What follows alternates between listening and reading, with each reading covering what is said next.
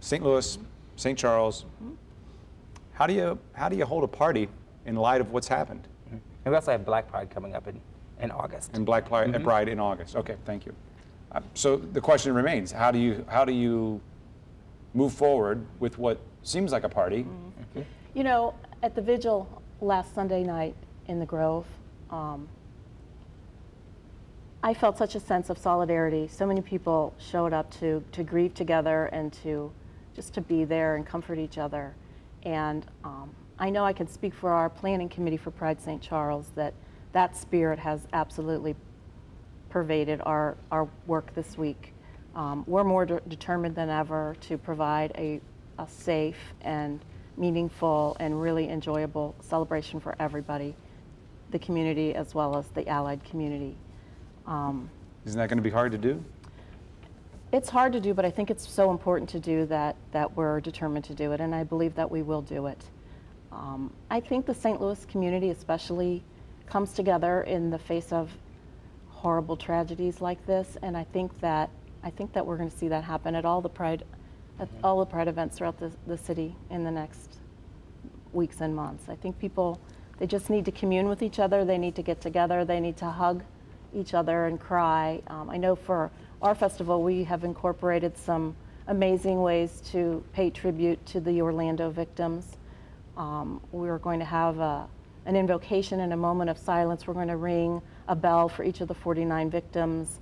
We have an art therapy activity that will be going on all day where kids and adults alike can decorate a heart and put a message on a heart that we're going to mail to a contact that we have in Orlando, who will then share them with the families of the murder victims there, things like that. But we also just feel like it's really important to keep focused on why we have this celebration in the first place, and that hasn't really changed. Here's what was on Facebook from the reigning Queen of Pride, Andrea Andrews.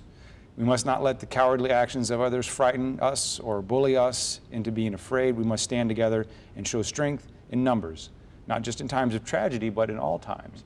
Absolutely. What would you like to see Pride 2016? What should it look like? It still should be the festival that it always intended to be. But it's just, we're going to make it a safer space, because that's all we know now. There's no such thing as a safe space. You just tried to make space safer. So we have added security. Some you will see, some you will not, because we don't want people, and certain aspects of our community have been so brutally beaten and treated so poorly by the police that they're scared of the police, and we still want those people to come and feel comfortable and safe at the festival.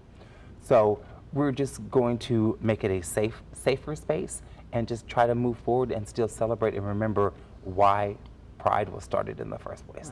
And the History Project will have exhibits and speaking times at all 3 upcoming Prides, and so there's a teaching moment of, you know, yes, this just happened the other day over this horrible thing, but there's a long history that maybe folks may not know about, both the good and the bad that have happened in the LGBTQ community. So, you know, we'll have some displays that we're putting together just for these, for St. Charles Pride. We're going to have a History of Hate exhibit, which is like, you know, headlines, you know, showcasing some of the really bad things that have happened to the community over the years, but not to be a Debbie Downer, but it's a reality. But then to celebrate the fun things that have happened and the positive things that have happened. So a real mix of celebration, but also a teachable moment.